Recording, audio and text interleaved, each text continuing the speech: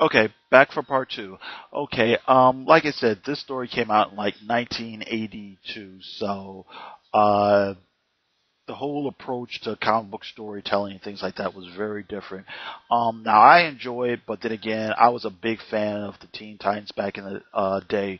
You have interesting character bits. The characters all have different sort of personalities, and I think Marv Wolfman did a really good job of balancing plot versus character and mixing up different types of stories. Like I said, this story is a story about teenage runaways.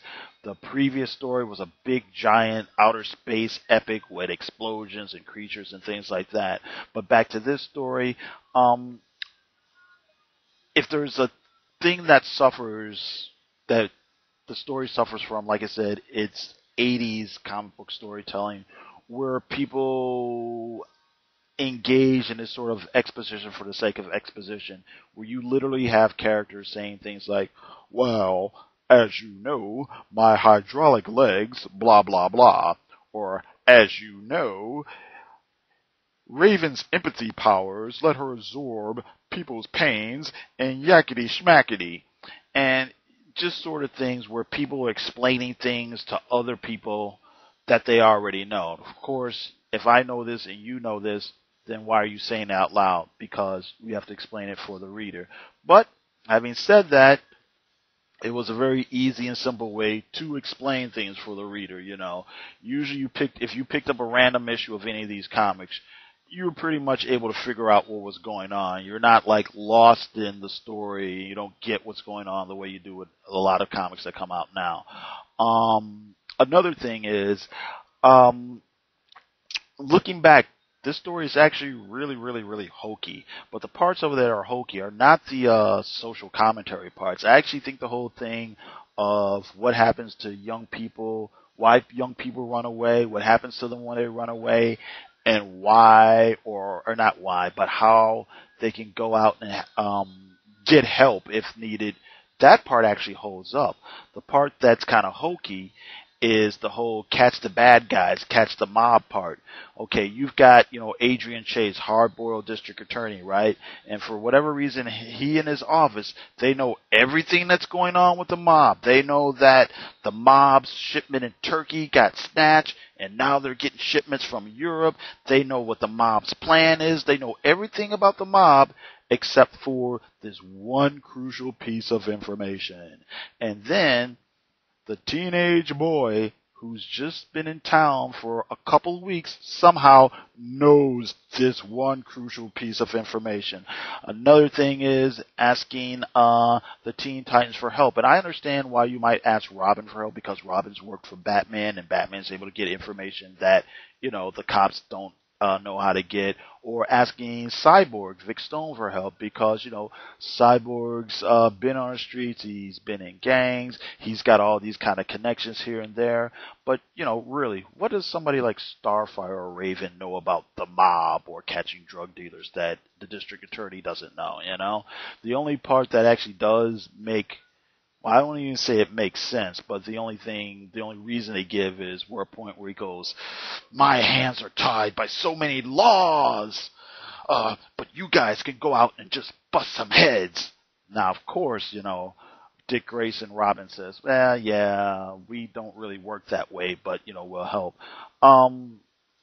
Thing is, you would see this a lot of times in like cop shows and stupid movies and things like that. This whole idea that, the cops can't do X, Y, and Z and their hands are tied, but some private citizen or some vigilante is able to go out there and do things that the cops can't do. Yeah, that's not true, okay? Just go out there and beat up somebody that you don't like because they're doing something that's wrong. You see how far that gets you. You cannot just do stuff that the cops can't do. The cops can't like tie somebody to a chair and beat them to get them to what they say, and neither can you. Just because you're a mass vigilante doesn't make it okay. That's just some fallacy that's out there, and it's fine. I like Daredevil, I like Batman, I like Dirty Harry, I like Death Wish, I like all that stuff. I'm just saying, Another kind of hokey part in there is, the big mafia boss, the big mafia don is just down there at the docks, you know, just giving out instructions and lectures to people. He's just there. That's because that's what you do when you're the big boss. You hang out down at the docks telling people what to do, I guess. And another funny thing is, or not funny, but it's something you'd always see in cliche cop shows and things. There's always the big drug shipment that comes in at midnight, and that's another thing that's in this comic. Now, for historical reasons, these two issues are pretty interesting. For one thing, issue 26 has the first appearance of Terra. Terra is, the character who later joins the Teen Titans and becomes the focal point for the Judas Contract story, which is a big story within, Teen Titans lore, that was well received by a lot of fans. Adrian Chase, who I've mentioned, not very long after us, maybe a year or two later, becomes a character called Vigilante, who for a moment DC tried to play off as, their answer to the Punisher, And also, Roy Harper, Speedy, is in this comic book. And it's really interesting because Speedy, comes in because, I don't know, he's working with the feds or something like that.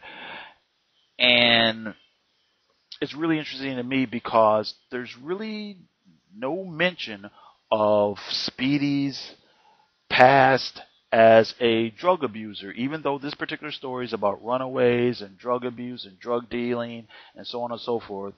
There's not one point where they have Speedy say anything like, oh yeah, I want to help because, I know what it's like to be one of these kids. I know what it's like to be out there and so on and so forth.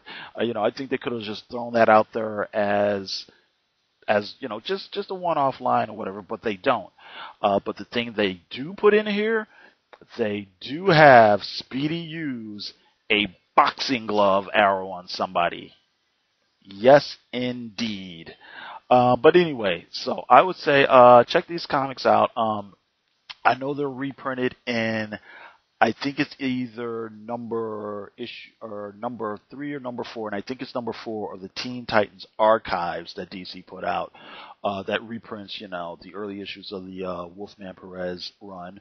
But I also believe you can probably find these individual comics pretty cheaply, either at your local comic book store or online. I don't think they're very expensive at all. So, check it out, find it, and read them. Like I said, it's an interesting thing to compare, that